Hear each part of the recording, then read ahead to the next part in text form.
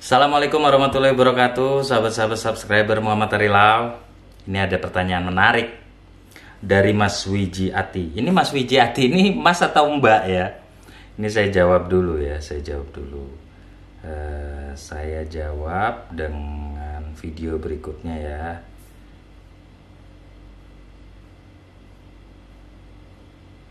Oke. Hadir Bang dari Wonogiri, mau tanya Bang, apakah seorang debitur yang wan prestasi apa bisa dipidana?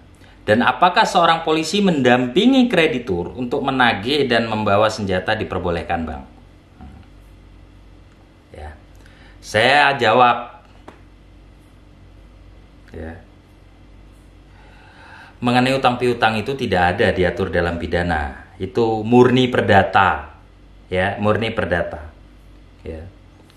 Mengenai bisa atau tidaknya dipidana itu tergantung perbuatan tambahan.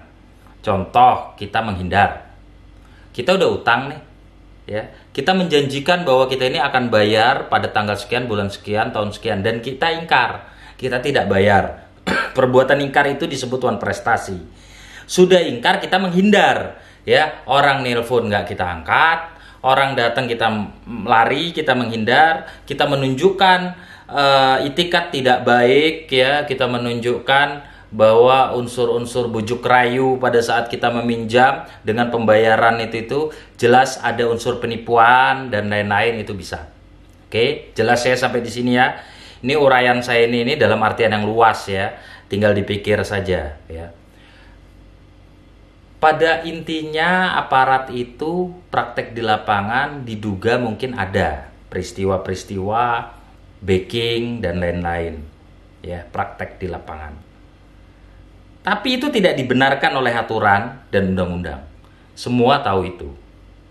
Apabila ada aparat yang membackingin dan backingan itu ya ilegal, contohnya ilegal, tidak ada laporan polisi, tidak ada LP ya, dan ini belum masuk ranah pidana ya, tiba-tiba polisi ikut-ikutan ya, untuk apa? Untuk membackup ya, dengan menakut-nakuti ya, menggunakan senjata, itu udah jelas perbuatan yang melanggar hukum. Pasal berapa nanti bisa diteliti dari perbuatannya lebih detail, tepatnya laporkan ke Propam ya, Pak Minal Propam, supaya di Republik Indonesia ini tidak ada lagi penegak hukum yang melakukan pelanggaran. Oke, jelas ya sahabatku. Siapa nih tadi? Wijiati. Ya, semoga bermanfaat ya. Dan mohon dengan rendah hati yang belum subscribe, ikuti terus video-video ini ya. Oke, ada pertanyaan lagi. Kalau ada pertanyaan, silahkan di kolom komentar. Insya Allah dengan video berikutnya saya jawab. Ya. Buat sahabat-sahabat yang minta nomor HP saya, sebenarnya nomor HP saya ada di video-video lain. Silahkan ditonton aja. Namun dengan rendah hati, ya, saya ini memberikan bantuan hukum secara pro bono, pro deo, cuma-cuma juga. Tapi di saat kondisi-kondisi saya yang memang hati kecil saya ini merasa ini perlu dibantu. Tidak semua saya pukul rata untuk cuma-cuma. Kenapa? Karena saya hidup juga dengan profesi. Saya juga menghargai profesi advokat ini. Dan di Undang-Undang Nomor 18 Tahun 2003 jelas advokat itu berhak atas honorarium.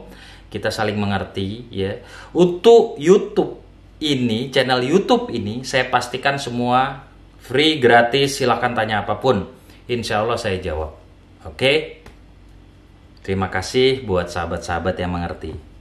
Assalamualaikum warahmatullahi wabarakatuh.